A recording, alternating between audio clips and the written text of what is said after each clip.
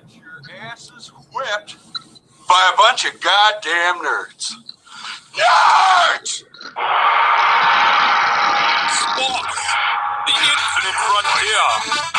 These are the rants, opinions, and discussions of the one and the only Sports Nerds. Their mission, to talk about the major headlines in sports news, drink beer, curse loudly, and heavily criticize their favorite teams. To boldly rant where no man has ranted before. And now, here are your nerds. Philip Ford. The price is wrong, bitch. Max Andrews. And Tom. Well, hello there, Mr. UPS man. It doesn't matter who we are. What matters is our plan. You should have respected my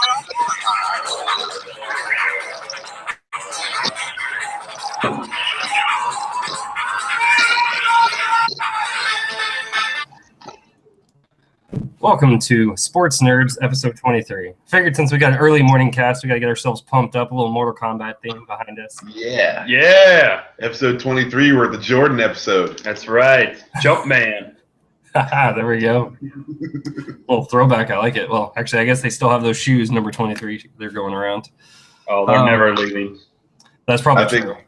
I think black people would never wear shoes ever again if they canceled Jordans. You thought the riot in Baltimore was bad. Just wait. Nice. So what do you want to kick off with? You want to kick off with a little MLB playoffs, a little NCAA action? Yeah, let's start with the MLB. Let's just, let's get it out of the way. Yeah. For Max to take a shot in the arm. Get the shot, get it over with. I got you. Medicine go down. All right. So right now it's basically the championships for the NL and the AL, and you've got Kansas City who's up 2-0 on the Blue Jays, and they don't really seem that good. They seem to their pitching's not doing what they needed to and what they paid them to do, as David Price is in the test, which is interesting because David Price was pretty darn good when he played in Tampa, but he just can't win in the playoffs. And then you've got the Mets and the Cubs, which is the more interesting series in my opinion. So where do you want to touch on there? Well, first I kind of want to touch on the Kansas City matchup versus Toronto. I mean, as good as David Price is, he's had this common theme where he can't do anything in the playoffs. And then on top of that, Toronto doesn't really have any good relief pitchers, once they take Price out. I mean, you saw in the seventh inning there, the Jays were up 3-0, I believe, and then the Kansas City Royals just went ham on them, like holiday ham, in that seventh inning there, and just took over that game and won it, ended up winning. They had a big rally there. And then once the Kansas City Royals get a late lead, there's no one's going to beat their bullpen. Their bullpen is so solid.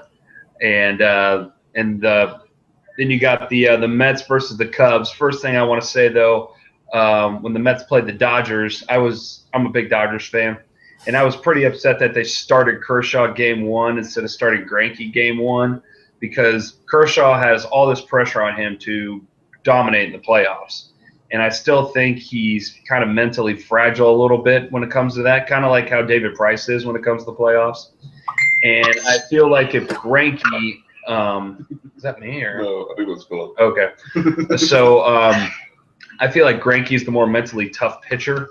And so if Greinke would have started game two, Kershaw would have started Greinke would have started game one, Kershaw game two, I think there would have been a better outcome. Kershaw did come back and pitch a pretty good game in game four, but I think it was too little too late. And I think because of that too, also Mattingly tweaked his lineup way too much. It was like a completely different lineup every time you saw them. Plus with the whole Chase Utley sliding into Tejada thing, that controversy, I think they just couldn't get it together. They do the what now? Hold on, what happened? So game one, Chase Utley, old man Chase Utley from the Phillies, Dodgers picked him up, and Chase Utley was going to his second, and he slid, and he wasn't anywhere near the bag, and took out one of the Tejadas. I forget this Tejada's name, but Tejada the Lesser. yeah, I mean, there's like it's like Spanish for Johnson, So anyway, Chase Utley took out Tejada, slid into him, broke his leg. Ooh. And Chase Utley got suspended for 2 games. Just 2 games for breaking the guy's leg. Well, they don't know if it's intentional or not. Whatever. But granted, like he's a baseball player, so he doesn't actually need his legs for half of the game. But you'd think that he'd get a bigger suspension for that. And even if it's accidental, he was grossly away from the bag. This is probably the argument that people have. Exactly. Yeah, he kind of like went out of his way to take him out. Yeah.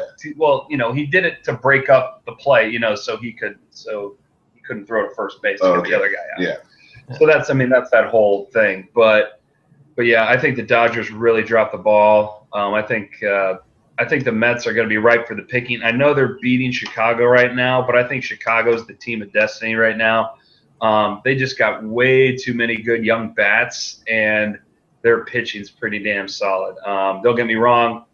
The Mets have a really solid starting staff too, but I don't think they got nearly the amount of offense that Chicago can bring to the table. Yeah, Mike, I completely agree with you. That Chase Utley slide was interesting. I thought it was actually going to turn it the other way until the suspension, because I knew that Tejada was a big player for the Mets. But so that'll be interesting to kind of watch how the Mets face the Cubs. Yeah, I was surprised. I didn't watch the game last night, but I expected the Cubs to be up 1-0. I expected the Cubs to, like you said, they're the team of destiny. They're the next, basically, they're the next in line after the Red Sox finally won. Everyone's like, is this the time? Is the Cubs finally gonna break the Billy Goat? And oh my God, you listed all the curse. You've got what was the more recent one with the guy who tried to catch the foul ball? Bartman. Yep. And that curse, yeah. So it's going to be interesting. But I agree with you. Like the rest of the pitching is going to be very good from the Cubs. And then tonight will be interesting because I watched this guy who's pitching tonight, Syndergaard. He's the one, when I went to the one Nationals game this year, he was the one pitching. He is a beast. He has no control, but when he throws and he does have, he can hit the zone, holy crap, he throws hard, like over 100 every time. Yeah, I mean they got Syndergaard, they got DeGrom, and then they got Matt Harvey. But there's all this controversy surrounding Harvey, which I think we might get to him. DeGrom's a young guy too, but they got some solid pitching, but I just don't think. I think David Wright's kind of overrated. He didn't really do much against LA. Cespedes is pretty solid. Granderson, he's all right. But I think, besides those 2 guys, I don't really think they got anybody else. Yeah, I agree with you. It's definitely the series I do actually want to kind of keep up with and get more invested in. The Kansas City Jays game, I think it would have been more interesting for the Mets versus the Cubs for the World Series, but of course that just doesn't work out in the Major League Baseball. But yeah. Wait, did the Mets win in Back to the Future? No, the Cubs. The Cubs won. The Cubs won. Yeah. In October 21st, 2015. Yeah, oh, holy crap! Do you think that movie is prophetic? Like, do you feel like the Cubs are gonna pull it out, or did they just get sort of lucky and that it coincidentally happened? It's all part of the Illuminati, man. Cubs are total Illuminati, and it's all conspiracy, man. Oh man, that's awesome. I would just be really excited, if the Cubs win everything and they have Doc Brown show up in the DeLorean. Like, that would be freaking awesome. To throw out like the first pitch. Yeah, that'd be great. For the World Series. Drive the DeLorean out there, like come to a skidding stop, ruin the whole baseball diamond. Yeah. And then it's got to be Doc Brown because Michael J. Fox has Parkinson's disease, and that would just be effed up. So. He wouldn't be able to get it over the mountain. Like maybe he could ride in the passenger seat though. It's like, hey, I'm Michael J. Fox. I'm here. Like Yeah. But that would just be too cool. Yeah. If the only thing that would be nice about the Cubs, if the Cubs win the World Series, making the prophecy come true, we also need to see hoverboards. They have hoverboards. Lexus makes a hoverboard. Well, you got to be able to go buy them at Best Buy, for Christmas. That's got to be like the hot new item. We're almost there. You got to give these guys credit, So like they make the hoverboard, like it exists. Yeah. It costs $20,000. Yeah, they got to make it like it exists. they got to make it like $300 though. Yeah, You know, I it's mean, got to like, be I like the feel new you. Xbox. You know I what I mean? feel It's you. got to be the new hot item. We're almost there. That we're camping out at Walmart for and shit on Black Friday. Then Lex is gonna lose like $15,000 on every hoverboard they make, but they'll put it out to the public. Yeah. Yeah, they're probably about 10 years a little off from anything that's marketable to the average consumer. Yeah. Oh, hey, look at that. Is it really dark now? No, that was good. No, It's perfect. It's good. Sorry, we got the furnace guy downstairs, so we're upstairs here today. No worries. We're in the carp kitchen, not the carp cave. Correct. So we have the art in the back. Yeah, see how fancy we are? Exactly. I thought you all moved into an art gallery. A little bit, classing it up. All right, All right, so moving on. let's move on to some football, what everyone wants to talk about. Yesterday was, yesterday was kind of a doozy. I mean, you had a lot of blowouts, but then you have like the Florida LSU game. Your Gators came close to beating the Bayou Bengals there at LSU, but it's hard to stop Leonard Fournette. And I think the big game yesterday was the Michigan State-Michigan game. I think, College Game Day was there. Everybody was there. Michigan gave Michigan State everything they could handle. I mean, Connor Cook didn't really do anything spectacular. And it looked like they're going to pull it out. 10 seconds left to go, 4th down. Michigan, just all they have to do is punt it away. They got a pretty damn good punter. He hit an 80-yard punt earlier in the game, and the snap came right at his shoelaces, and he tried to pick it up, and he tried to keep punting it when he should have just fallen on it. Yeah. And instead, the ball pops out of his hands. Michigan State grabs it and takes it all the way to the house, Oh, man. It was beautiful. and they win it. It was Walk so off, beautiful. fumble return for a touchdown. Yep. I guess Treats. the odds of that ever happening are like 0.2%. Like, I mean, to quote a great man, Han Solo, never tell me the odds. No, I mean, like, it was just like the perfect combination of just everything going wrong. Like, like the bad snap, and then instead of just calling, it's like, yeah, that'd give them great field position, but better to fall on the ball than to, like they'd have great field position with 4 seconds left. Yeah. And instead he's like, no, I can still kick it. And then he gets hit, and the ball just kind of pops out. Yeah. And this dude grabs it, and it's like 5 Michigan State players running, this a perfect wedge wall around this guy. Like, there's no way anyone could touch him. And, yeah, that never happened. But I was getting ready to watch the OSU game, and then that happened. And then, like, everyone in the bar I was at just starts flipping out because, I mean, we're sitting here like, oh, okay, Michigan beat Michigan State. Now all the, Michigan State's going to drop in the ranks. You don't have 2 top 10 teams anymore, blah, blah, blah. Mm-hmm. And then, Michigan's like, you know what, guys? We're not going to fuck everything up. We're going to go ahead. Get Michigan State. We just wanted to prove that we can play them. Yeah. That we can hang out to the big boys. But, not Big Ten. Yeah, Big Ten. Yeah. We called it. They took one for the team. Yeah. They're calling it the craziest play, the craziest finish in college football history, even more than the kick six that Auburn had when Auburn returned that field goal 106 yards back for the touchdown to beat Alabama a couple of years ago. They're saying this tops that, which is, I mean, both are pretty impressive. You ever see like one of those comedy things where they're playing the That's what it was exactly like, dude. They were just like running around the field. Oh, that's awesome. Oh man. Yeah, that's interesting. So even over the Stanford band on the field play. Oh yeah. Yeah. No, I'd say that Stanford band on the field is a little crazier than this, just because the band was on the field. The band was literally on the field. No, I agree with that. But I mean, like, between this play, the band on the field, and the kick six a couple of years ago, I mean, those are probably oh yeah, some crazy finishes in college football. That's one thing you never see in like the NFL, really, are these like miracle mess ups. I mean, it's a miracle of a miracle, that kind of shit happens. Yeah, it would be really interesting to see a marching band on a professional football field. Like, what are they doing here? Yeah, right. It's like a local high school performing at halftime. Yeah, I was gonna say Yeah, because usually in the NFL you get trick plays, but you don't get anything that's that epic, that monumentally epic of a fail. Because I think too many of those people get fired on their way to creating that.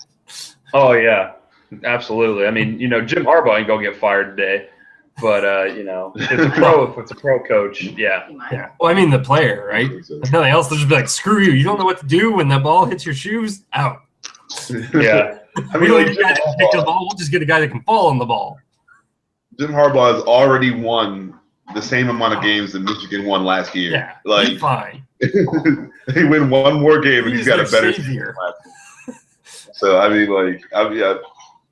And for everybody, they're probably gonna fire him. Yeah, and for everybody watching this, I highly recommend you to go Google images, and look at the Michigan fans' reaction to this. They're all like Macaulay Culkin, like, it's man. Great. I can imagine. I mean, as two diehard Ohio State fans here, that was the best part. We live for that kind of shit, man. Like better than the bumbled snap, better than the fumble recovery, yeah, better than the touchdown was all of these Michigan fans' face. Just like the shock and disbelief. Like if we could lick their tears if we could. Oh man, I would have gathered all their tears and just drank that sweet nectar. Yes. Oh, that's awesome. Oh, the tears of unfathomable sadness. All up and down their faces. Yeah, so I didn't actually expect my Gators to be competitive this week after we lost. Oh God, I can't think of our starting quarterback's name because he got suspended for a full year. Wow. Yeah, he took some PEDs, right? They were on the banned substance list. Yeah, so basically, I think what it was is, he took some.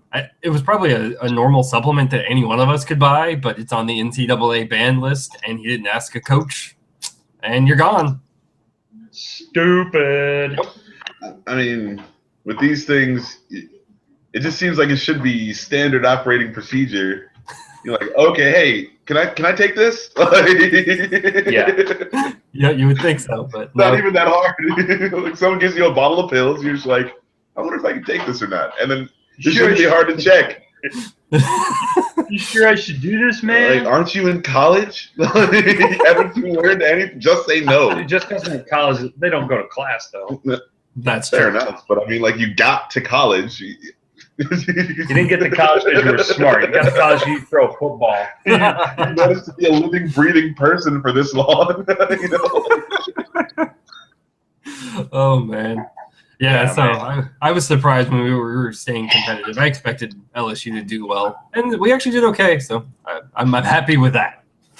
We are doing close. Yeah, we're like Michigan at this point. Yeah, you're ahead of schedule. Yeah. So it's going to be interesting. So do you think Ohio State is going to go with JT Barrett now? I hope. Oh, yeah. I really do. I mean, like, you can just see the level of play. You know, like, Cardale is throwing passes way over people's heads. Like, the offense wasn't gelling pretty much every time he was in. Then JT comes in and everything looks like clockwork. So smooth. So, I mean, I just don't see how you can. I mean, I get it. Cardale's a senior. You kind of want to show off his skills and stuff like that. But if I was him, and I wasn't, he's good for that moment. Like, you need something big done. Like, if you need someone to throw the ball 90 yards, yes, call in Cardale, but like only keep him in for the 90-yard throw because he's not. Yeah. And that would help him anyway because he should have a sizzle reel of stuff, not like a whole freaking movie of bad play. And every now and again is a good, super awesome play. Yeah, Cardale Jones is just simply not mentally tough.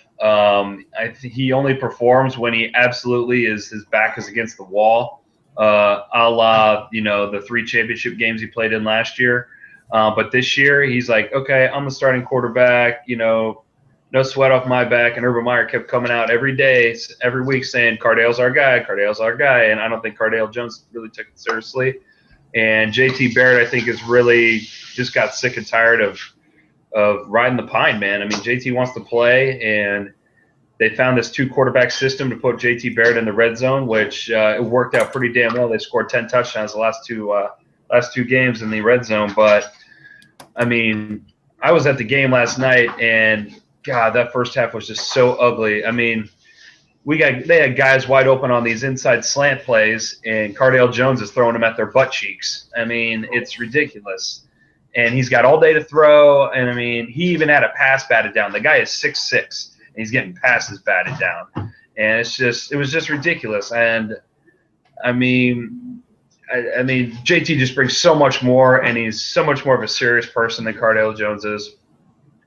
And I mean, the whole stadium was just chanting JT, JT, JT. That's gotta suck. And then if you look, on the sidelines, Urban Meyer's just giving just all the love in the world to JT Barrett. Every time they're scoring, he's coming off the sidelines. So it's JT's job now, I think, and they need to go with him. Cardale Jones, his time in the sun is over. I mean, again, I don't want to hate on Cardale too much. Still love him, but this is like the first world problem against our quarterbacks are too awesome. But it's business. It's not personal. But yeah, I think JT, and I said it at the beginning of the season, I think he's the better guy for the job just because he's got that poise in the pocket, and you can tell he's taking it all much more serious. And Cardale's cool. You see him on the sidelines, always joking around and stuff like that, and having a good time. And you need that on your team. And I don't want to take away from the guy too much. He can't throw the ball 90 yards. Yeah, I mean, he's an amazing talent. He's just not mature. Yeah, that's very immature. And whereas JT's the younger guy, and he's more mature, and JT is better at running the read option play, which is the cornerstone of Urban Meyer's offense. Is somebody who's able to read, being able to read the D end and the linebackers, whether to give it or keep it. But little Nico trying to get in on some sports nerds. Yeah. Nice. He just woke up from his nap. And somehow his foot got loose out of his jammies. Life's tough all around, Here, give it to me real quick. Yeah, so I definitely think that November 21st game is going to be exciting. Ohio State versus Michigan State. Yeah. Oh yeah. This is our special guest here. Say hi. Hello. Go Browns. Go Bucks. Okay. I gotta hold him here for a second here. Yeah, no, I mean we got Michigan State and then Michigan. Yeah. Basically the Michigan month off until the end of November. Yeah. They got Rutgers, Illinois, somebody else, and then they have a bye week, and then they play Michigan State and Michigan back-to-back weeks, and I think that's going to decide the Big Ten West there. Iowa's undefeated too. Yeah. Iowa's looking good. I mean, of course, I think Northwestern is overrated. They beat Stanford. They beat Stanford, and that was their big game. Yeah. But I don't think they really played anybody after that until Michigan, and then everyone's like, oh yeah, Northwestern is not the team that we thought they were. Yeah, Michigan thumped them. And then it was like, okay, really, Northwestern? Yeah, shut them out. And then Iowa was like 40-10. Yeah, Their running back had 4 touchdowns. It's ridiculous. So, I think Northwestern is a little, everyone pumped them up a little bigger than they actually were just because, they did win that crazy game against Stanford to start everything off. Yeah. And, they're not that great. Yeah, they're not who we thought they were. But Iowa, looking really good, and they're the true sleepers of the Big Ten, I think. Yeah. Michigan, are doing really well, but Iowa, you just never hear about. And then I'm still waiting for them to play a good team too, really, because there's really no good teams in the Big Ten East. You're hoping Wisconsin will be good, but they look like crap. They beat Rutgers, right? Yeah. No, Rutgers beat Indiana in an ugly game. Purdue, that's what they beat. Yeah. So, but SEC, Bama beat Texas A&M pretty handedly. I think Bama is kind of returning to form, even though I still don't think that they're going to do anything in the come playoff time. I still don't think they have a good enough quarterback. It's all about their running back, Henry. That guy's a monster. I think he drives that offense. Their defense is always going to be good, but I think LSU is probably going to be the team to beat now in the SEC. Yeah, I definitely agree with you. I mean, especially it was interesting because I was curious if the Florida loss for Ole Miss was an aberration or not, but then they go and lose to Memphis this week. So I don't think Ole Miss is who we thought they were either, or Memphis is some ridiculously amazing team. But I looked at their schedule. No, they haven't played anybody, so I can see that again. So, Memphis is undefeated though, right? Yeah. Okay, yeah, but Ole Miss, like their quarterback got a concussion, took a really hard hit, and I mean, like they're losing the game before that happened, so I don't know. Yeah. That that was a major like contributing factor, but I thought maybe it might have helped even. Yeah. No. I don't know what happened. Again, I think it's just they show some good stuff at the very beginning of the season. You don't really play anybody, so you keep this idea in your head that they're like this really smash mouth team, and then like Florida comes in, hey guys, like we're here to play football, and they're just like, oh yeah, we're Ole Miss, Yeah. And Ole didn't Miss, work out for them. Yeah, and they pulled that win against Bama out of their ass, but the more Ole Miss loses, though, the worse that loss looks for old Alabama too. So. Which is fine by me. Yeah. So I hope Ole Miss never wins another game ever. Yeah.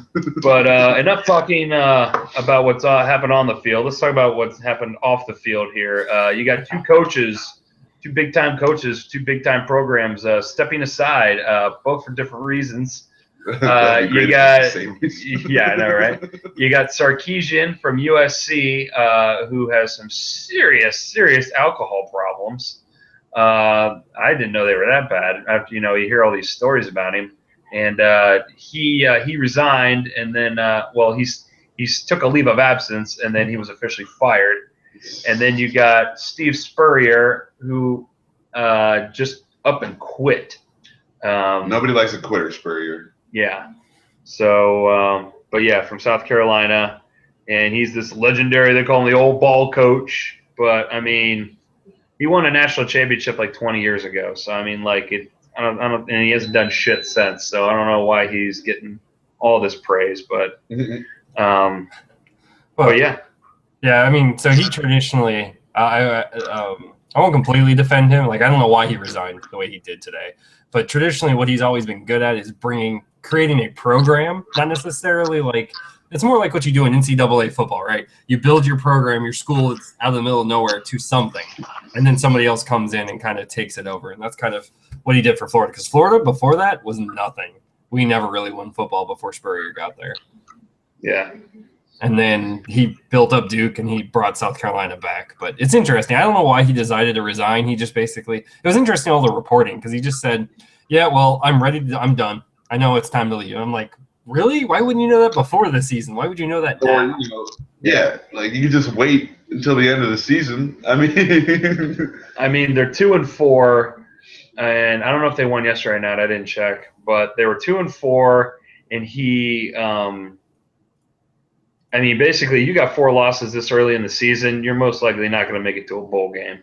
Mm-hmm. And I think Spurrier probably saw the writing on the wall and just said, you know what? I'm just going to get out of here. And ESPN said they're going to pay me a bunch of money to come on Saturdays and talk football, which he was on ESPN Game Day, which made me sick.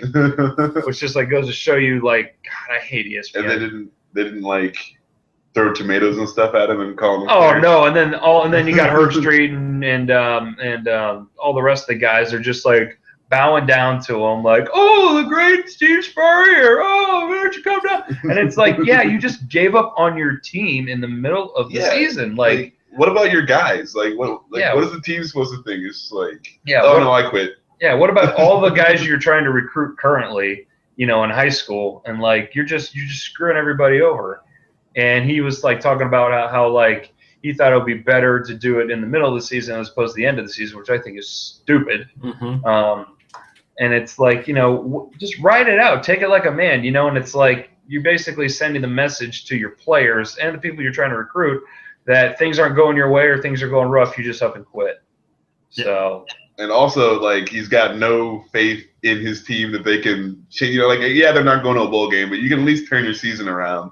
And try to make good steps, and he's like, no, I don't even think you're worth that. Yeah, I don't think. Yeah, you guys are not worth saving. So that's my beef I have with it. I know he's done a lot. Heisman Trophy winner back in the Stone Age, and then he won the national championship with Florida, made Florida relevant.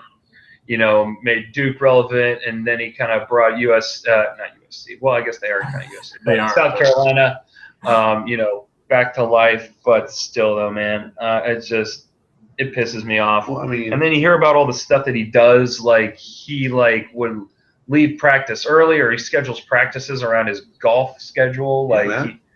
He lets other coaches run his practices so he can leave early and play golf. And he was terrible with the Redskins, and he went to the NFL for 2 years. Yeah, and then came back. But you can't really blame the head coach of the Gamecocks for being a dick. Well, I like the pun. I like it. Yeah. Oh, that's funny. What are you gonna do? That's interesting. I mean, I wonder if they mind the way to give the coach a chance. Yeah. All right. So, here's hoping everything doesn't. Well, they did win. They won yesterday. They beat Vandy. Oh, they did. Okay. Oh, so maybe it was. I mean, it is Vanderbilt. So. Yeah, you're right. It is Vandy. But yeah, and then we got Sarkisian, who he was the coach. He was the assistant coach at USC under Pete Carroll. He was a big USC guy, had all these ties to Southern California. But then he gets his first head coaching experience with University of Washington. Does okay, but then USC comes a knocking, and he goes down there and he recruits some really good players. Considering the fact that they were still under probation and all this stuff like that. They had scholarship restrictions, and I mean, hell, everyone was predicting USC to really do something this year, and turns out Sarkisian is just this big old lush. I mean, all the sports, everyone saw that during this booster rally or whatever before the season started, he was wasted. He had the speech where he's like, "Get ready to fucking fight on, people," said he was going to go seek treatment for a weekend or something like that. But then you got players, I guess they tweeted out pictures of Sarkisian drunk on the plane on the ride home. There are reports that he's drunk at practice. There are reports that he was drunk during games.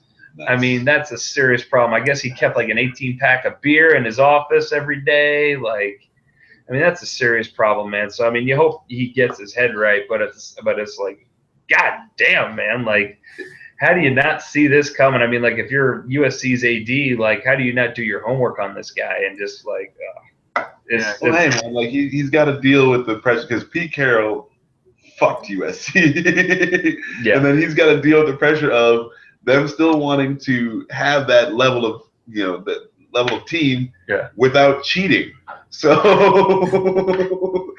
he's got to make all these moves, and he's got to do all these. He's got to outperform everybody, and that's a lot of pressure, man. You got to sometimes you just need a little drink to get you through the day. But I mean, sometimes you just need to crush an 8-pack. Before. I'm really surprised. We didn't see him out with the students with painted chest with a letter on there, go. Oh man, yeah. That would have been great. 2 more weeks, we would have had that. Yeah, right. But Mike, you're right. The news reporters actually did find out that had USC not chosen who they talked to, they would have found out that he had a drinking problem even back then. It's not as bad as now, which I think you're correct, Max, because it escalated it. But apparently he always had beer in the office and stuff like that. Yeah, that's just it's. I mean, I've never heard of something like this before, really. So it's. Just hey man, crazy alky, but don't keep beers in your office. You keep vodka in your office. You can put it in your coffee, and no one's gonna know you're drinking until you're drunk. Well, I mean, yeah, but no one's hearing you crack open every single one of those 18 beers. Oh, here we go. Yeah, you're not gonna burp as much either. Somebody hide the body paint. So. Oh, nice. But, I mean, it's Southern California, man. They drink a ton in Southern California. So, I mean, you can't be too surprised. But, yeah, that's all I got for college football, though. Football. All right. Huh? I was going to say, I think we're going the same area. You want to hop on the NFL train? Let's do it. Whoop. All right. Do we want to talk about New Orleans, Atlanta first, or do we want to talk about the games this week? All right. Yeah, let's talk about that. Yeah, so that was interesting to me. I mean, I can't tell if Atlanta collapsed or New Orleans woke up, or if it's somewhere in between where Atlanta had a bad game and New Orleans actually succeeded at taking advantage. It was interesting because Drew Brees had a 300-yard game. He only had one touchdown. I think Freeman had a couple other touchdowns. Oh, no, that's Atlanta. But I'm trying to think. Ingram, I think, had one touchdown. Ingram had two, I think. Or they had the block punt. They had the block punt for a touchdown. That's what it was. I've got Ingram on my fantasy team. He didn't do shit. Yeah, he had touchdowns. Did he? Yeah, check your fantasy. No way. All right. Check your fantasy stuff. Anyway. Yeah, I think it's somewhere between, though. New Orleans, when they have their backs against the wall and then they're playing in prime time at their own, and in that dome, they always come out. They always come out to play. I think the Falcons weren't going to go undefeated. They had to lose a game sometime. It is a division game. They are rivals. There's been a lot of talk that Drew Brees is done. Sean Payton, the coach, this is his last year. The defense is absolutely dead last in just about everything. So I think, they took all that to heart. They put it on the bulletin board, and they went out there and they played their asses off in front of their home crowd on a Thursday night against their rivals. So I don't think this is going to be they're going to keep doing this. But I think they got up for that one game and they handed it to the Falcons. Oh yeah, absolutely. I mean, that was surprising after the fact. I had no interest in watching it because I thought it was going to be an ugly, boring game that was just going to be Atlanta was just dominating. And I wake up and there's that score. Well, Atlanta's been doing the come from behind thing, haven't they? That's kind of their deal. So yeah, I think 4 out of their 5 wins they've been down in the fourth quarter and they've come back to win. Right. And I mean, it's good to see them actually doing something. Every year I pick up Matt Ryan as my quarterback, and I was like, yeah, he can do good. And then all of his receivers will get hurt, or his offensive line sucks, so he never does anything. So it's good to see them winning. But yeah, this one they just couldn't pull it all together. I mean, is it Devonta or Devontae? I think it's pronounced either way. It ends in an A, so they call him Devontae or Devonta. Yeah, Freeman went nuts. He had a great game, and it's just Atlanta's got a lot of good things going. They just couldn't do it. I mean, what's the new coach's name? Dan Quinn. Dan Quinn. He's doing good work over there, but couldn't get it going this time. They're not going to win them all. They were going to lose sometime, and what better time than losing on a primetime game against a division that's got their backs against the wall, on the road. So, I mean, it was going to happen. I'm not too surprised that, they went out there and beat them up like they did. But, they were going to lose sometime. So, all right, cool. But yeah, other than that, today's games, I've been looking at these of all these matchups, and really a lot of crappy matchups today. I mean, you got Bears versus the Lions. That makes you want to drink bleach. Chiefs versus Vikings makes you want to puke. Redskins versus Jets makes you want to eat a gun. Texans Jags, another ugly game. Dolphins Titans. I mean, you could tie me to railroad tracks instead of that game. Ravens Niners. That's a Super Bowl. They played for the Super Bowl a couple years ago. Now they're both completely dog shit. Patriots Colts. I mean, the Colts are just looking abysmal. I mean, the only real interesting matchups I see here are the Bengals versus the Bills, which I think lost a lot of luster with Tyrod Taylor not playing and EJ Manuel stepping up. And then you got Panthers Seahawks. I think the Seahawks are going to take Panthers there. Chargers Packers, Cardinals Steelers, and the Browns versus the Broncos. Yeah. That's going to be interesting. That should be a nice little massacre. I don't know. Whatever, man. Fuck the Browns. I don't know. Josh McCown's looking like Aaron Rodgers right now. Oh, yeah? Is he? Is that what he's looking like? Slightly older. Does the scoreboard reflect that? Slightly older and slightly uglier. But, yeah. Yeah, I definitely I agree with you, Mike. Yeah, there's some ugly matchups. Yeah, because I was looking at it, I was like, Arizona, Pittsburgh, Cincy, Buffalo, Carolina, Seattle. I'm interested in the New England Indy game because I think Luck is coming back, and with what Hasselbeck proved you can do in that offense, it'll be interesting to see. And then I want to see the Giants-Philly because I think that'll be interesting to see if Philly truly has turned it around. Yeah, I forgot to mention that. I think that's going to be a good matchup because these are the only two teams that are really going to be fighting for that division. See who takes that division. The Cowboys are, they're the walking dead right now with all the injuries they have, and I think it's going to be Giants-Eagles to see who takes that East division there in the NFC. But you guys want to pick these games and sure. Yeah. So I'm just going down this list here I made. We got the Bengals-Bills first up here. I like the Bengals in this one big time. I do DraftKings on the side, so I got the Bengals defense starting all across the board on all my tournaments I'm in. I think they're just going to feast on the Bills. They're on their fourth running back. Backup quarterback. You got Sammy Watkins, who's bitching about not getting the ball enough, but God, he's just coming off an injury though. Yeah, but he's injured. He was injured last year. He's injured this year, and it's I need the ball though, and it's when you lace up your shoes and actually play a game, we'll get you the ball. Yeah, and so I think there's just too much disarray on the Bills side. So I'm going with Bengals. Yeah, I think. Yeah, I didn't know about the Tyrod Taylor mess until you mentioned that, and that's a big issue because I don't really think. I mean, as much as I thought EJ Manuel would do well, he just has proved otherwise, and I don't think. Yeah, like you said, that defense is going to be excited to play against him, so it'll be interesting to watch that. I don't think EJ Manuel's that bad, but he definitely needs more weapons around, if he's going to show any sort of thing. It just, for the level, he's a backup quarterback for sure, and again, being a backup quarterback in the NFL is still awesome. But, I don't think he's got enough to pull out a victory against a Bengals team that's just firing on all cylinders. Yeah, I'm kind of eating my words right now from, before the season started here.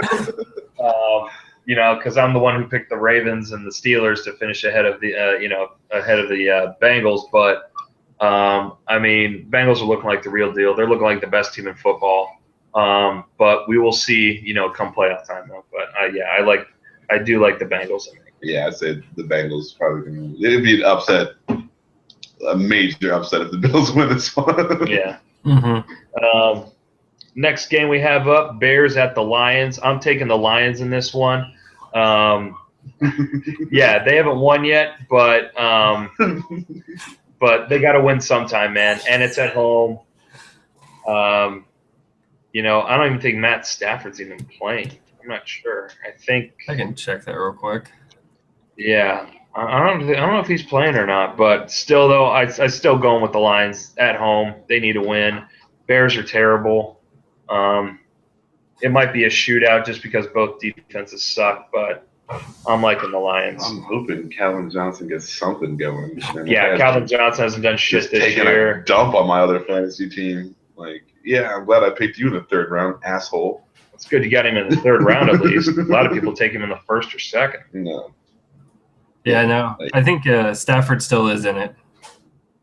Stafford's playing? Yeah. Whether or not it makes a good difference, he's not been very good this year.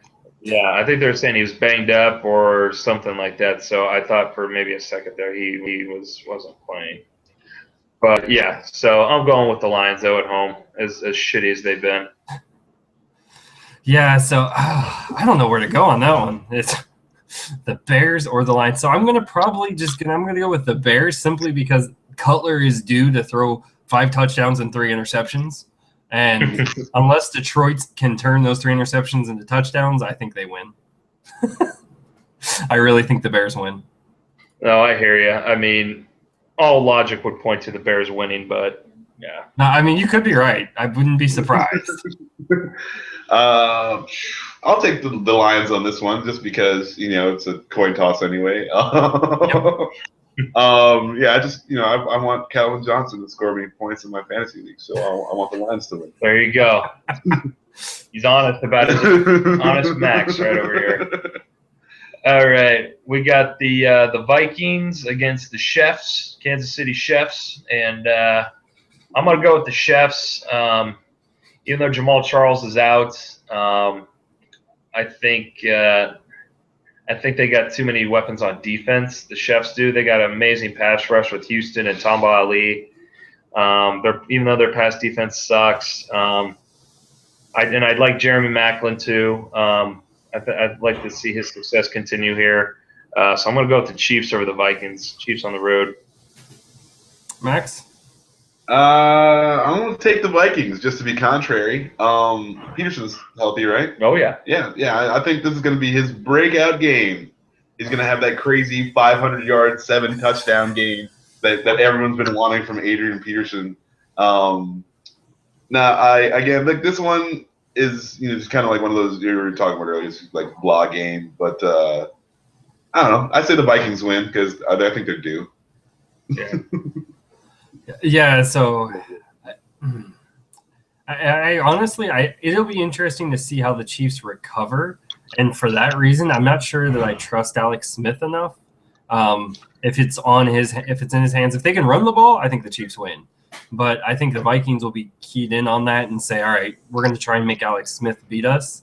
And I agree with you, Max. I think AP, this could be his game.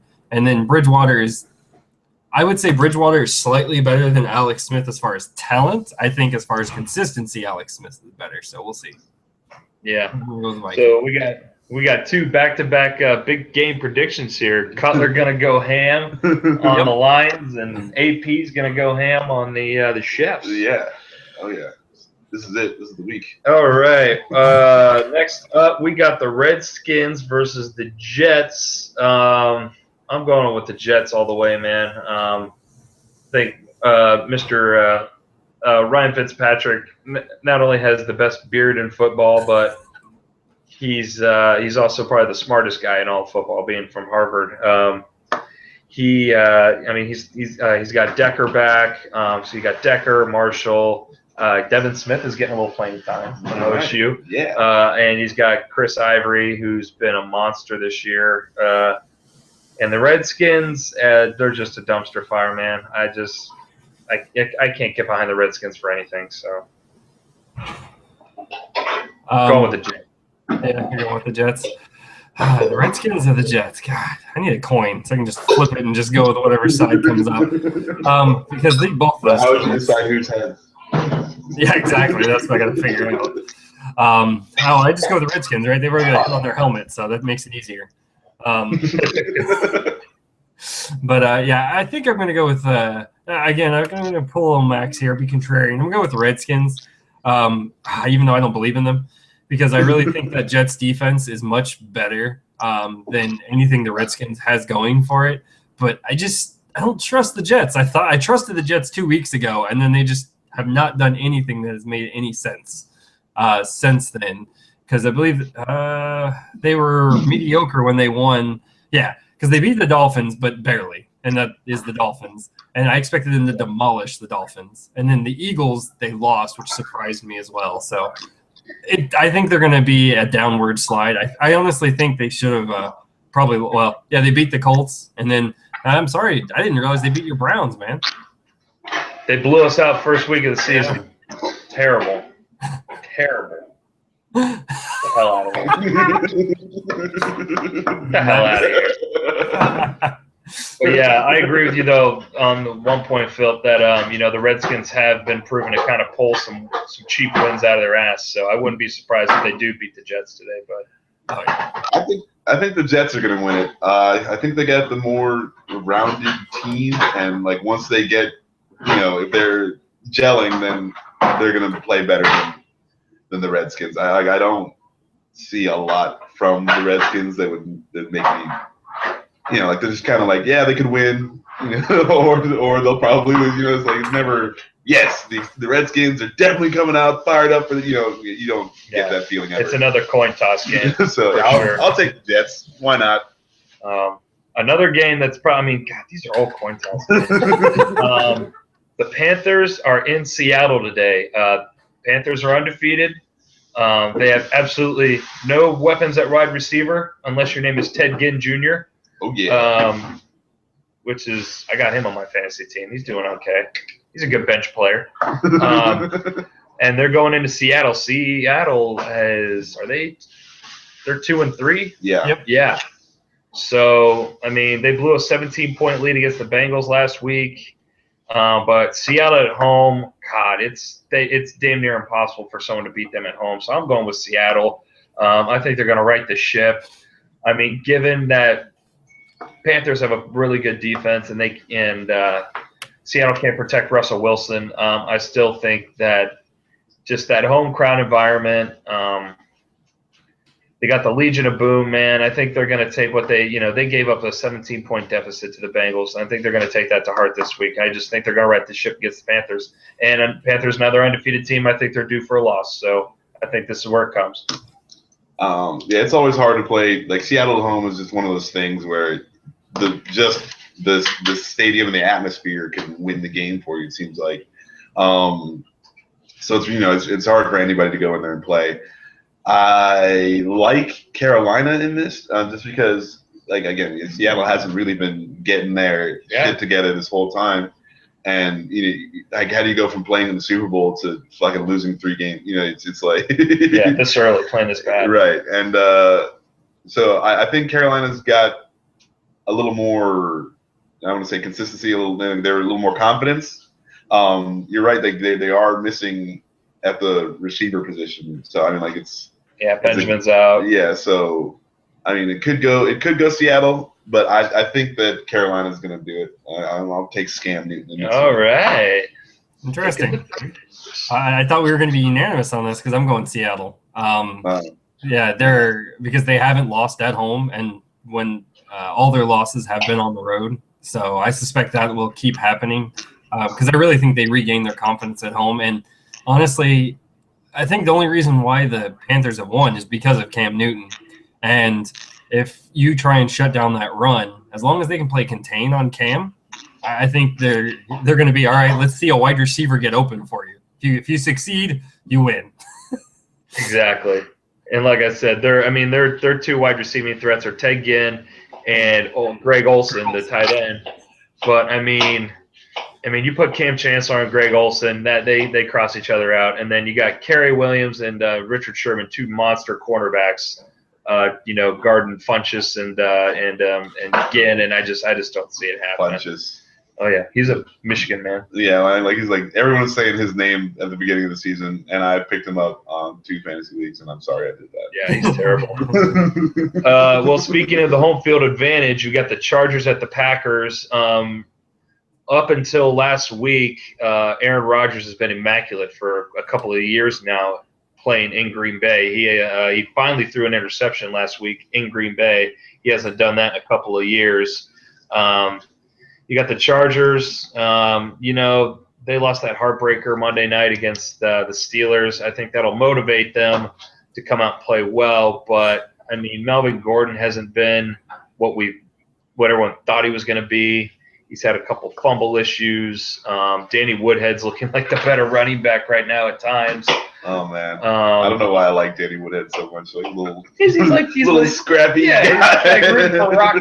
He's like the Rocky of the NFL, man. He's like Rudy. He's more like Rudy. He's not like Rocky. He's more like Rudy. Yeah. But Antonio Gates is back. That's going to help him out. I think they'll score some points, but I don't think they're going to score enough. I'm going with Pack at home, man. Rodgers and them, they're just so good. Another undefeated team, but I don't see them losing this week. Yeah, I'm right there with you. Like, I think the Pack win this game, as well as I just don't see I just don't see the Chargers having enough on offense to keep up. I think they'll do well because Rivers can pull it out and he can do that. But I just think the problem is their defense isn't what they need it to be against that team, and that's going to be a problem when you're playing Rodgers. What kind of freaking space technology do you have your son in? I'll show you. They got him in this crazy Men in Black pod thing. You're just jealous. Swing. No. It's all good. We'll show you if we make these picks here. All right, here's another dumpster fire. Texans at the Jaguars. I'm going with the Texans purely because TJ Yeldon's not playing for the Jags. Well, I got him in all 3 of my fantasy leagues. And I've been watching his injury. He injured his groin last week. I've been watching it very closely, and they're still projecting no points for him. He's listed as questionable. He's been very limited or hasn't practiced at all this week. I really think he's a big cog of that offense with Blake Bortles. Blake Bortles has done really well, just slinging the ball, but you can't sling the ball unless you can run the ball. And with TJ Yeldon out, you got Denard Robinson. Yeah. And you got Toby Gerhart. So I'm going with the Texans. There was a lot of expectations for the Texans to at least go 8-8, 9-7 this year. And so far they've been not looking so good. But they got DeAndre Hopkins. Jalen Strong's kind of coming into his own. Brian Hoyer looks okay at times, but then again, he is Brian Hoyer still, so he's gonna break your heart. But I still think the Texans find a way to win this one. It's gonna be an ugly game, I think. But yeah, Texans over the Jags. Yeah, I'm gonna actually go against you on that. I'm gonna go with the Jags simply because of Bortles. I think they have the better quarterback talent. And I'm kind of curious to see Julius Thomas, the tight end, fold into this offense. Yeah, he is back. So, he's my tight end this week, so I kind of really need him to fold in really, really well. That's right. He is. So that's I'll be a little bit of I'm a little selfish, but I'm hoping the Jags pull it out. I don't know who I like in this one. I'm gonna say the Texans. I feel like what's that receiver's name? JJ Watt? Robinson, Hearns, or Julius Thomas, DeAndre Hopkins. Oh, DeAndre Hopkins.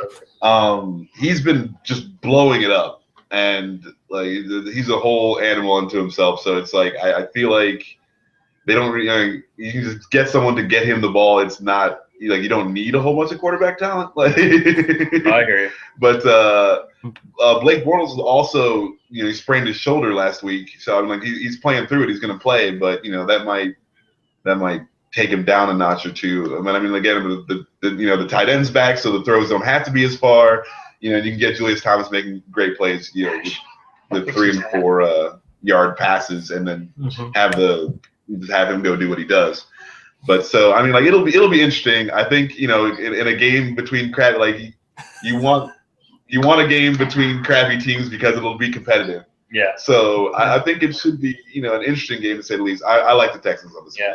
Clowney also is not playing today. And J.J. Watt really hasn't played like J.J. Watt of old yet. So maybe J.J. Watt single-handedly wins this game like he did he single-handedly won them a couple games last year. So he's got to do for one. Yeah, when you got him like freaking intercepting and then catching touchdown passes and all. Yeah. All right. So coming up next here, we got What game is this one? I mean, this you'll throw up in your mouth just saying it. The Dolphins at the Titans. Dolphins, a huge disappointment this year. Everyone expected them to be the dark horse in the AFC. Tannehill's supposed to be coming into his own, just got paid $100 million, blah, blah, blah, blah, blah. And they got a Dominican Sue. And look what happens. Their defense is bullshit. Tannehill looks terrible. They fired their head coach. It's a dumpster fire. I mean, at least the Titans have, they can say that they're in rebuild mode with starting Marcus Mariota, rookie quarterback. They're still trying to find their own. I mean, at least the Titans have an excuse for being bad. The Dolphins don't. So I'm going to go with the Dolphins, though. With all that going on, I just think that the talent is too much. And, usually when it comes, between talent and scheme, talent usually kind of trumps it. But I don't think the Titans have the horses in this one. I'm going with the Dolphins. Interesting. I like it, Mike. Yeah, I don't know which one to pick here. I agree with you. I want to watch at least a few minutes of this game because I'm curious to see what this new coach can do, if anything, and see was it the coach or was it just the players quit or what. But it'll be interesting to watch that. For that reason, I just don't trust the Dolphins players that they're actually going to go out there and perform like they should. No, it could be that interim head coach's job at ever getting another job if he can't even get them to at least play. So I'm going to go with Tennessee just for that reason. I think I think it's going to be an ugly, ugly game. I think we'll be lucky if we see a 10-7 game. I wouldn't be surprised if it's like a 6-3. Yeah, battle of field goals or something. Nice. Yeah, that's a good point, though. Dolphins or Titans? Turd sandwich or giant douche? I'm trying to see if I can get any inspiration from anything around the house. All right, Dolphins it is. I'll take the Dolphins. My wife's in the background just did her big Dolphins impression. Like, we're going to take the Dolphins in this one. They're going to win handily, 35-7. Nice. That would get that guy hired as a head coach if that happened. Oh man, no. Yeah, again, this is if we're all just dealing with poo-poo, then oh yeah, yeah. I'll say Dolphins. Go with the giant douche over the turd sandwich. Yeah. Okay, this is a good matchup. The Cardinals at the Steelers. The Cardinals have looked like one of the best teams in football. You got Carson Palmer playing out of his mind, Larry Fitzgerald playing out of his mind, Chris Johnson. I mean, these guys are three guys that are 30-plus years old, and they're all playing like, they're in their primes. Boys are back in town. That's right, man. And I got a couple of these guys on my fantasy team, too, a couple of my fantasy teams. So I really like the Cardinals in this at the Steelers. I think it'll be close. Well, actually, you know what? I mean, Vic's not playing. I think the Cardinals will. Well, Vic's out, too? No, Vic is playing. I mean, Roethlisberger's out. Roethlisberger's not playing. That's what I meant. I was like, holy crap. Le'Veon Bell. I think Le'Veon Bell's gonna be all the offense for the Steelers. I don't think it's gonna be enough though. I think the Cardinals got too many weapons. Defense is too good. I know it's at home in Pittsburgh, and Pittsburgh always plays great at home. But I'm going with the Redbirds, man. I think it's just too much firepower on both sides of the ball. And no Ben Roethlisberger. Max? I'm gonna take the Cardinals in this one. The Steelers got a bunch going for them on offense, but they can't seem to make it work as well with Vic running it. I don't know why. Well, it's limited. Vic can only do so much. Yeah, but so the Steelers aren't looking as well. They kind of got a leaky secondary. And I think that with Fitzgerald and Palmer hooking up the way they are, it's going to be gross. So, I mean, Pittsburgh does get a little boost because they're playing at home, and that usually gives them, a little more fire in the gut or whatever you want to say. But I don't know that if that team doesn't start clicking, then there's no way they're going to stand up to the onslaught that is almost getting out of the NFL. Carson Palmer, Larry Fitzgerald. Yeah. It's like that last, their last hurrah, man. You gotta. I don't know why these old guys seem to be doing it, but yeah, they're giving it their all right now, man. They're like, hey, man, 30 is the new 20, so. If only that worked. That was accurate all the time in football. But yeah, I wish it was. Only if you play for Arizona, man. That's where people go to have their last hurrah. That actually did work in the NBA for a while too, so maybe there's something in the air. Yeah, it's like football and life. Everyone goes to Arizona to restart their lives. I think this is our first unanimous pick. I'm on the Cards. I just think the Vic he's good, but he's just not going to be good enough against this defense, and that offense is not going to be stopped because they've got dynamic running back duo, and they've got Chris Johnson, who's got the speed guy. They've also got the power guy, who I can't think of, Duke Johnson. I don't know. I can't remember. I don't think they got David Johnson. They got David Johnson, Chris Johnson. David Johnson's the rookie. Chris Johnson's the vet. Then you got Andre Ellington, who's kind of both. Yep. And Andre Ellington's kind of back. Andre Ellington is back, but he's limited because Chris Johnson's done so well. And you got to ride the hot hand. When you're when you're playing sports. So, but yeah, it's a lot of good running backs, and they got some good receivers too. Oh yeah, they're loaded on talent. So yep, Cards. Who we got next? You want to do the Sunday night game?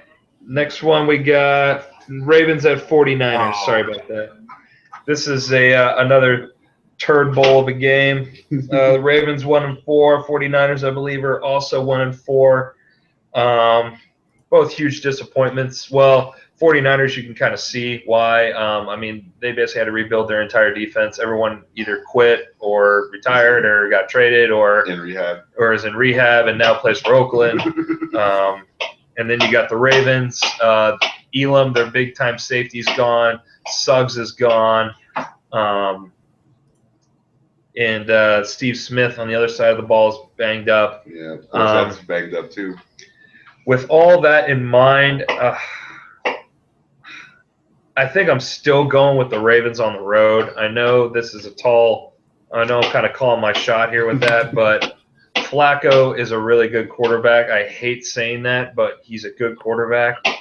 And good quarterbacks can put teams on their shoulders and win you games when you need them to. And I, as much as I like Colin Kaepernick's potential, I just don't. I don't know. I'm going with the Ravens. I don't know why, but I'm going with the Ravens. I am going to go with the Ravens too. I think that even though they're banged up, they got a little more going on than the 49ers. It's just like, I mean, the 49ers they should probably just quit for the rest of this season. I think you just call it and be like, hey guys, you know what? We're just gonna forfeit every game, work on our stuff. You guys can go out and have a good time. I mean, they got El Guapo. If you guys don't know who El Guapo is, that's Carlos Hyde. That's his nickname. All right. Where did I get that nickname? They gave it to him at Ohio State. Really? Yeah. But, I mean, as good as he is, and they do have some talent at wide receiver, Kaepernick just can't get him the ball. So that's, Yeah, so I'm on the Ravens simply just because most of their games, other than the Broncos game, which again this is going there, were at least within 4 points. So the one games they won and lost, they're all within 3 to 4 points, except for the Broncos, which was 6. So whereas the 49ers can't really talk about that. They've won by 17, but then they've also lost by 30. So actually, I don't know, 40. The Cardinals beat them 47-7. Oh yeah, no, they're the inconsistent team that just can't produce, and I think it's part of it is they fired the head coach, 2, they lost all their players, and then 3, they just didn't acknowledge any of that, and they said, no, we're the same team. Yeah, they're still good. They're like in loser denial. They're like Homer Simpson chasing after the pig. It's just a little airborne. It's still good. It's still good. It's still good. It's still good. All right. Patriots at the Colts. Andrew Luck is coming back this week. Phil, I am playing you in fantasy this week, and you got Luck playing. So I know you're hoping for a good game out of Luck. Unfortunately, I don't see it happening. I think the Patriots are going to – I do think Luck could put up some good numbers in this because I think the Patriots are going to blow out the Colts, and they're going to be passing a lot to try to catch up. So I really like the Patriots in this. Their running back duo looks really good with Blunt and who's the other guy? Dion Lewis. Dion Lewis, yeah. Dion Lewis, who my beloved Browns cut last year. Way to go, Browns. But yeah, Dion Lewis, LeGarrette Blunt, Edelman, Gronk, Tom Brady, and their defense ain't too bad either. So they got the Shane Vereen, don't they? Now Shane Vereen is now with the Giants. Oh, okay. Yeah, he's split time over there with the Giants. But I like Patriots in this one. I don't think you can count out the Patriots. They're just looking super good this year, and everyone's like, "Oh, Tom Brady's getting old, and the Patriots don't have the same team, doesn't have the weapons," and he's like, "Fuck you guys." Yeah. All they do is win games, and I'm gonna have to take the Patriots in this one. Yeah, so I definitely think Luck will have a good game, just because the Patriots defense isn't great, but I just don't see the Indianapolis defense doing enough to even give Luck a chance to win. So I think it could end up being a high-scoring game on both sides, but I definitely think the Patriots win. And I honestly think it'll be easy, unfortunate, for Colts fans. All right. Well, this is another coin toss. No, not a coin toss. This is already decided. My beloved Cleveland Browns versus Max's beloved Broncos. Oh, yes. A lot of history between these two teams, especially going back to the 80s where the Broncos tore out our hearts 3 different times. And then ate them. But, I mean, Peyton Manning hasn't looked as good as he has in the past. He hasn't looked sharp this year. The offense hasn't looked good at all. They haven't scored a touchdown in 2 of their games, I believe. Their defense, though, is hands down the best defense we've probably seen in a while. They've scored a touchdown every game, I want to say. And they're just monsters right now. DeMarcus Ware is out, though, for them. I think my heart says Browns, but, my head says Broncos. But just for the hell of it, I'm going with the Browns. Just that's my homer pick, obviously. I'm going with the Browns. I think they pull it off. It's at home in Cleveland. Josh McCown's been on fire. I think Duke Johnson's going to have a big game today. I mean, the DBs are going to take out our 5'8" receivers, but they don't got anyone to cover big play Gary Barnidge, and I think they're going to throw a lot of dump passes out to the running back. So I think Duke Johnson's going to do something today. So going with my Browns. I agree that Duke Johnson is probably going to be a pivotal part of the Browns offense. I also can concur that Josh McCown is playing very well. But no, sorry, Mike. Broncos win. Okay? It's just how it is. Our defense, I don't even know that the offense needs to play. We just play our defense. We are looking a little shaky on the other side of the ball. Like Peyton Manning, I said at the beginning of the year, he's just old, man. He can't do what he used to do. I mean, he's still an NFL quality quarterback, but it's not the same. And they haven't really reworked the offense to kind of help him do that. And I feel like with a different, if they make some adjustments, they could get something going on offense. But it's not looking that great. But with the defense playing the way they are, I just don't see the Browns doing enough to win that one. Yeah. So I feel like I've been too harsh on your shitty fucking Cleveland Browns. It's okay. Everybody is. Everybody is. But so I'm gonna give you the compliment sandwich. They're looking with a grenade good. in the middle. Yeah, they're looking good. They're all gonna fucking die, and you guys have been playing well for the Browns recently. Thanks. I don't know if that was a sandwich so much as an open face sandwich covered with some slightly not so shitty gravy. I didn't spit on it. It's an in-your-face sandwich. Yeah, that's exactly what it is. Actually, of course, now if the Broncos lose, I'm gonna my phone's gonna be blown up. I'm like fuck you. Oh yeah. You will know. You'll know the end result if the Browns win. I'll let you know. All right. But yeah, Broncos. I think from a talent level, especially on that defense, oh my God, they're just ridiculous. I've got to go the Broncos, though. I do think you're going to get scared there today, Max, because I have a feeling that the Browns could actually be up at the end, and it could be a field goal that wins it for the Broncos. Yeah, that could happen. For sure. I'm not going to count that out. Your defense will get an interception, kneel the ball, and then hurry up and get the field goal kicker out there so they can win the game. If that's how it goes, that's how it goes. I just want the W. I'm an Ohio State fan. I'll take whatever win I can get. Yeah, right. All right. And then we, last but certainly not least, Monday Night Football. We got the Giants at the Philadelphia Eagles. I like the Eagles in this. I think it's going to be a shootout because both their defenses are poop. And they both got 2 quarterbacks that like to throw the ball around. So I like the Eagles though. I just think they got more talent, and they're giving DeMarco Murray the ball like 50 times now a game, and he's finally getting something out of it. So for that reason, I'm going with the Eagles. I'm gonna take the not Eagles in this one. Where are they playing? The Giants. The Giants. This is non-Eagle.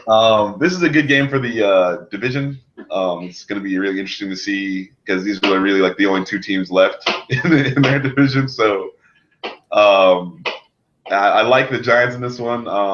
ODB's kind of a little dinged up, and Eli Manning is Eli Manning, but I feel like they're going to win it. Yeah, so it's going to be an interesting game. I agree with you, Mike. Yeah, ODB could be interesting. But just a heads up there for you. He said he sat out practice. His status for Monday is doubtful. Oh, okay. So yeah, he might even play. So, but I mean, I don't think necessarily I won't say they don't need him. They definitely need him, but I think they could win without him just because. Yeah. I just don't. I need another game out of Bradford. If I can see one more game out of Bradford where he's not erratic, I think the Eagles could be turning it around. I agree with you, Mike. I think DeMarco Murray, the more you hand him the ball, the better he plays, which I think is finally what Chip Kelly's realizing. He's like, oh wait, he's not a guy I can just hand it to 5 or 10 times and he can do whatever his magic is. So, but for that reason, the inconsistency on both sides, until I see it one more week, I'm going to have to go with the Giants. All right. Well, that's all the NFL picks we have. The only thing I got left is Lamar Odom.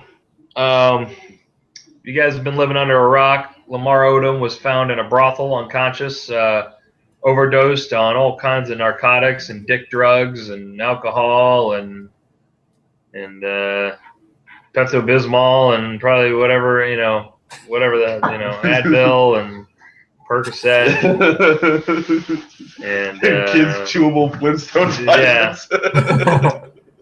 And feminine drugs and whatever whatever you can take, I think was in his system.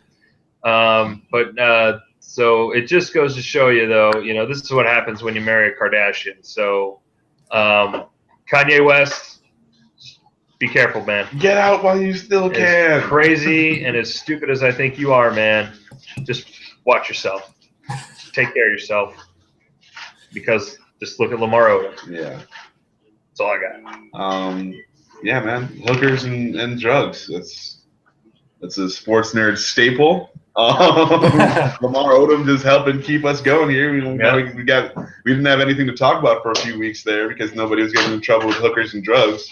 Hanging with the whores. But all the best to him. I hope he pulls out of this and learns that maybe you shouldn't mix alcohol and methamphetamines and hookers. and menopause drugs. And estrogen and whatever AIDS cocktail somebody gave him. Cocaine, whatever.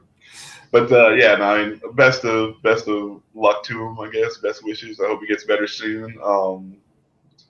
Man, that's just you got it coming though. I don't really feel bad for him because if you're gonna take a cocktail of drugs, then you kind of deserve whatever comes your way. Yeah. So, but I don't really actually wish death on anybody. So, there's that.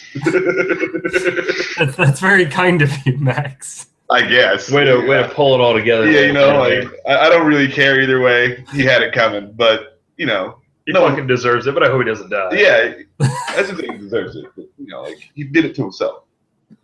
Oh, that I agree with you there. But yeah, I mean, I think this just points to that. I don't know, reality TV Kardashians and trying not to be, and you're not that type of person. Because remember, Lamar Odom had problems previously, a long time ago, when he first entered the NBA. So yeah, he should have realized the Kardashian is not going to be the healthiest for my issues in my life. And I guess it finally came to a head because I think the divorced or going through a divorce, I don't know, something like that. Supposedly that's why because Chloe's I guess she's been blowing the guy with the beard from the Rockets. Oh, what's his name? The basketball player. Harden. James Harden. She's been blowing him, and I heard she's blowing somebody else. A couple other athletes, I forget who though, but definitely James Harden. I know that. Wow. We're just friends. Oh baby, you oh my God. You got what I need. Man, that guy, I feel bad for him, but A, you married a Kardashian, you did that, no one forced you to do that, and B, you did all those drugs, so that's almost as bad as doing the drugs. That's all I got on that one. Yeah. I'm definitely good there. I think that's it for my topics. Do you got anything, Max? Just Levante's Inferno, the worst team in the Sports Nerds Fantasy Football League. 0-5. How do you live with yourself? About to be 0-6 because he's playing me a song of Pryor and Rice today. He's going down. Oh no! Like, Philip, like, what's going on? What's going through your head right now? Like, what are you gonna do to change your season around? Oh, so I've done everything I can to change my season around. I had to basically decide on a trade from your friend Christy, which was awful on my end. Like, she offered me Todd Gurley, or she wanted Todd Gurley, who I have, for I think it was the Alfred Morris and Giovanni Bernard, and I was like, I was like 2 for 1. I was like, I don't know. I was like, I do need another running back, but I don't know if I need another running back that bad.